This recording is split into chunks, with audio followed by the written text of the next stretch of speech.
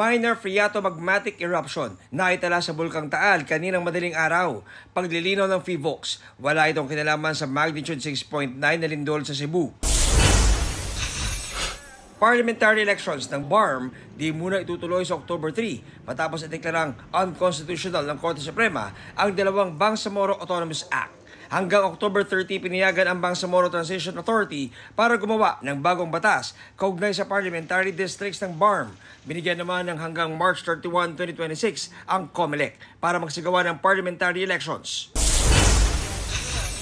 Itinuturing na whistleblower at isa pang suspect sa pagpatay kay PCSO Board Secretary Wesley Barayuga noong 2019, hawak na ng NBI. Ang nag-utos daw sa pagpatay kay Barayuga, si dating PCSO General Manager Royini Garma na meron ng warrant of arrest. Gagawa na raw ng hakbang ang NBI para maisama sa Interpol Red Notice si Garma na nasa Malaysia ngayon.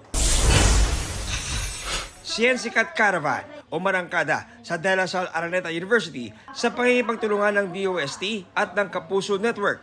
Ayon sa ahensya, malaking bagay na naipapaalam sa publiko ang mga programa at proyekto ng kagawaran kaugnay sa agham at teknolohiya. John Consulta, nagbabalita para sa GMA Integrated News.